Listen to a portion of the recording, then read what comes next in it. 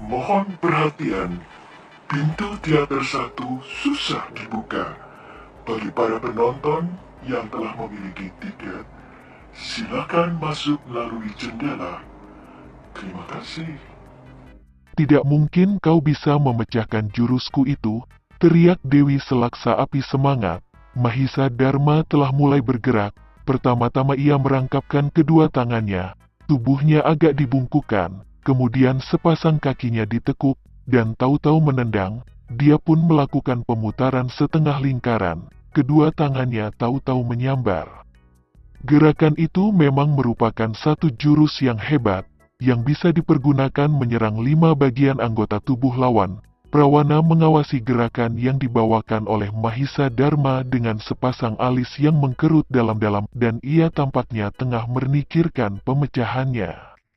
Setelah tertegun sejenak, dan Dewi Selaksa Api sempat menyindirnya dengan berkata, "Ayo coba kau pecahkan, aku yakin kau akan menyerah kalah." Prawana terlawa bergelak, katanya kemudian, "Baik, aku sudah peroleh jurus yang bisa memecahkan jurusmu itu. Mari bocah kecil, aku akan mengajarimu jurus pemecahannya."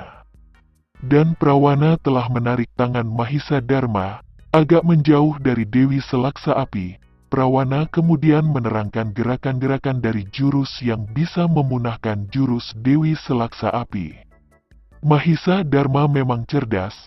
Kembali ia bisa menerima pelajaran itu hanya dalam waktu yang singkat, sehingga menggembirakan Prawana. "Nah sudah," kata Prawana setelah dia melihat Mahisa Dharma berhasil menguasai jurus yang diajarinya. "Pergi kau perlihatkan kepada Dewi Bangsat itu," ucap Prawana tersenyum. Mahisa Dharma mengiyakan, ia menghampiri Dewi Selaksa Api, membawakan gerakan yang tadi diajari oleh Prawana. Muka Dewi Selaksa Api jadi merah, rupanya renemang jika bertempur. Dengan mempergunakan jurus itu Prawana bisa memunahkan serangannya, maka segera Dewi Selaksa Api seperti berpikir keras, lalu mengajari Mahisa Dharma dengan jurus lainnya. Kemudian disuruhnya mempraktekkannya di hadapan Prawana, sedangkan Prawana balas mengajari Mahisa Dharma jurus lainnya. Begitulah, mereka telah menurunkan terus-menerus jurus-jurus ilmu silat kelas wahid kepada Mahisa Dharma. Tanpa disadari oleh Mahisa Dharma sendiri, justru ia telah menerima pelajaran ilmu silat kelas tinggi, sehingga tanpa disadari juga olehnya ia telah memiliki tambahan ilmu yang luar biasa. Ratusan jurus telah diajari oleh kedua tokoh sakti itu padanya secara bergantian, namun tidak ada kesudahannya. Tampaknya kedua orang itu sama sekali tidak mau menyerah. Karena hari telah malam, mereka berhenti untuk beristirahat.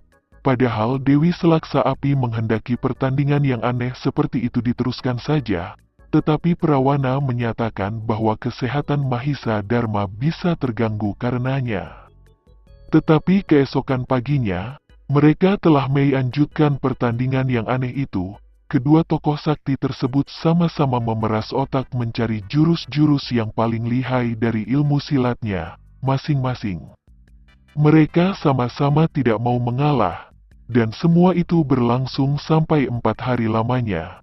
Mahisa Dharma memang memiliki otak yang sangat terang, maka ia bisa menangkap semua inti dari jurus-jurus tersebut, yang tidak disadarinya telah dimilikinya dengan sempurna. Sebab di saat dia membawakan gerakan itu selalu jago-jago sakti itu memberikan petunjuk-petunjuknya di mana kelemahan yang ada pada diri pemuda ini. Setelah berhari-hari menjadi orang perantara seperti itu, Mahisa Dharma jadi girang juga dan senang dengan permainan seperti itu. Ia juga tidak pernah mengeluh lagi. Sampai akhirnya, di pagi itu, waktu Mahisa Dharma membawakan satu jurus dari Prawana di hadapan Dewi Selaksa Api, wanita tua yang bergelar sebagai Dewi Selaksa Api tersebut telah duduk termenung lama sekali. Ia tengah mencari jurus yang bisa memunahkan jurus Prawana. "Kau menyerah saja, tidak ada jurusmu yang bisa memecahkan jurusku itu. Kepandaianku memang jauh lebih tinggi dari kepandaianmu. Jika selama ini kita berimbang, kau hanya mengandalkan apimu belaka." ejek Prawana merasa di atas angin setelah melihat Dewi Selaksa Api mulai kesulitan memunahkan jurus barunya itu.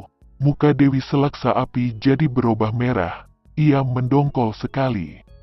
"Nah, coba kau perlihatkan jurus ini kepadanya," kata wanita tua itu kepada Mahisa Dharma sambil mengajarinya sebuah jurus pemunah dari jurus terbaru Prawana kepadanya. Begitulah, jurus demi jurus selalu dilewati dengan saling tindih, dan akhirnya pertempuran yang aneh sekali ini berlangsung sampai 8 hari. Mahisa Dharma mulai bosan, karena kedua orang tokoh sakti itu tampaknya tidak pernah mau mengalah.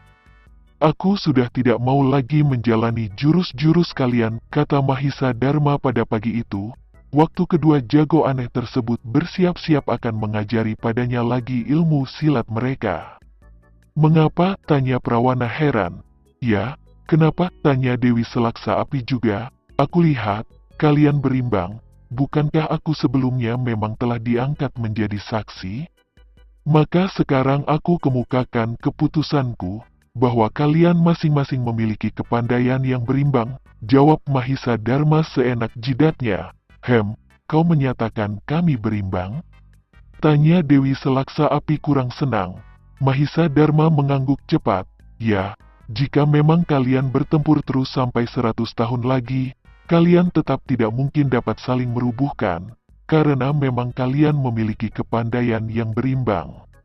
Tidak mungkin salah seorang di antara kalian akan rubuh, kecuali salah satu dari kalian berdua dibawa malaikat maut ke hadapan Tuhan," jelas Mahisa Dharma tegas. Prawana tidak membantah. Dia telah mengangguk beberapa kali, bahkan menggumam perlahan, "Ya, jika memang dipikir-pikir apa yang dikatakan oleh saksi ini merupakan hal yang benar. Bukankah kita selama 10 warsa lebih telah puluhan kali bertanding, dan selama itu kita hanya berimbang tanpa bisa merubuhkan salah seorang di antara kita?" Dewi Selaksa Api tadinya masih mau mengotot, tetapi akhirnya setelah menatap Mahisa Dharma dan Prawana bergantian, ia mengangguk juga. "Ya, benar juga." "Lalu bagaimana keputusannya?" tanya Dewi Selaksa Api. Seperti juga ia bertanya kepada dirinya sendiri. "Ya, kita sudah tidak perlu bertempur lagi.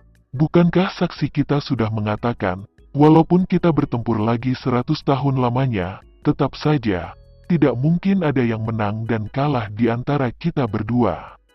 Ucap Prawana.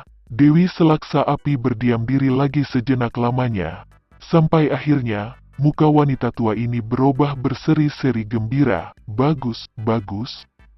Kalau begitu bagaimana jika kita mengambil anak ini menjadi murid kita?" seru Dewi Selaksa Api semangat. Prawana telah mengangguk cepat.